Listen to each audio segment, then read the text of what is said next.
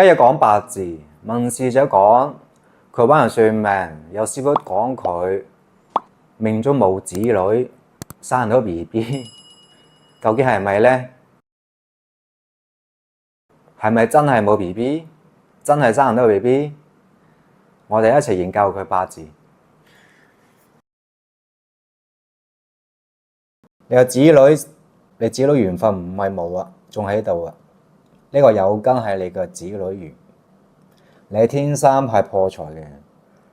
你一陣入咗丁丑大運，你個財運已經冇咗嚟啦，俾外圍嘅人令到你破財，所以你依家呢個大運你自己要注意，唔好亂使錢，同埋唔好搞埋嗰啲神化化嗰啲嘢，容易俾人呃錢。同埋你依家係如果你做生意嘅話，你自己要小心啲，同埋唔好同人哋夾份做生意，你容易大破財。你依家呢個大運係唔得。你係想問可唔可以生 BB？ 我可以答你，你可以生 BB 係冇問題，但係甲辰龍齡同埋機靈對你生 BB 比較差啲，但係你依家過咗啦，係冇問題嘅。所以如果你想生 BB 係冇問題嘅，你係有子女星，你子女緣係好新，一啲都唔薄。我哋批個八字：天干癸水，辛乙木，辛丁火，辛兩個幾頭。地支子丑合，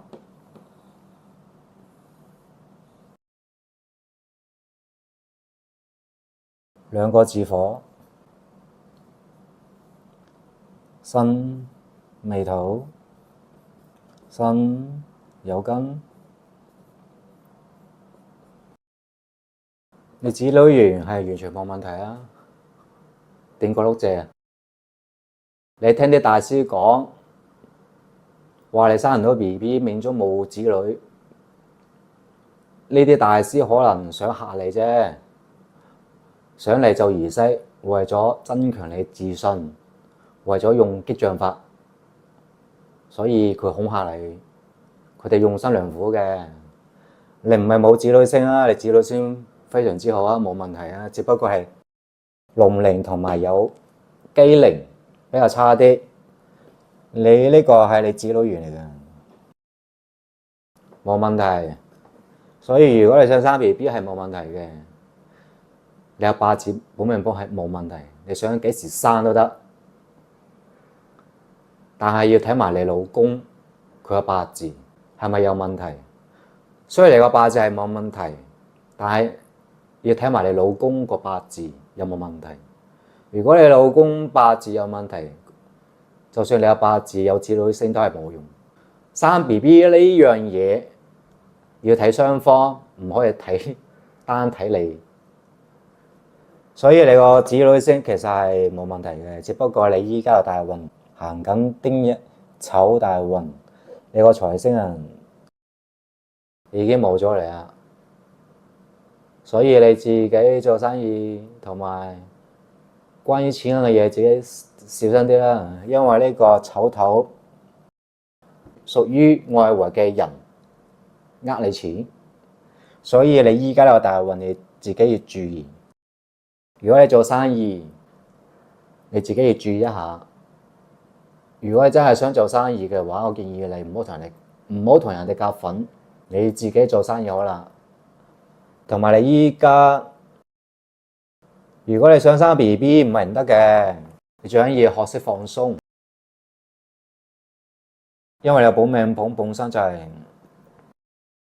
財破印，容易同奶奶發生爭執。我都明嘅，如果結婚咁多年，生唔到 BB， 奶奶會俾好多壓力你，呢樣嘢我明嘅。但係你要學識放鬆咯。如果你想生 BB， 你唔好俾自己咁大壓力。如果你俾自己好大壓力，你係好難有 BB 㗎。你要學識放鬆心情。有保命波係冇問題嘅，係有子女緣嘅，完全冇問題。如果你想快啲有 BB，我可以教你一種方法，同你老公去旅行，你哋兩公婆一齊放鬆心情，唔好俾自己咁大壓力，咁就容易有啦。如果你喺屋企做人發生床事，可能唔係太好。我唔知你有冇同你奶奶一齊住啦。如果你同你奶奶一齊住，你壓力都會好大，同埋就起上嚟唔方便。所以我建議你同你老公去下旅行啦，喺酒店做人發生床事會好啲，容易有 BB。盡量你哋放鬆心情。你話八字保命波係冇問題嘅，可以生到 BB。啲師傅同你講命中注定冇 BB， 佢哋係用心良苦啫，純粹係為咗激將法，想你快啲生 BB。佢哋選得冇錯嘅，佢哋講得冇錯嘅，用激將法嚇你啫。我都知你壓力好大啦，因為你本身已經本身容易同奶奶發生爭執，盡量少啲唔好同佢嘈啦。你總唔知你依家放鬆心情，生完 BB 之後啦，咁咪有好日子過咯。你一定要放鬆心情。如果你唔放鬆心情，想有 BB 真係幾難。就算係有運，都係冇用，因為你唔識得放鬆，你太緊張啦。學習放鬆啲，放鬆心情，咁就自然有 BB 啦。你有保命盤係冇問題嘅，但係要睇埋老公啦。下一條影片再見，拜拜。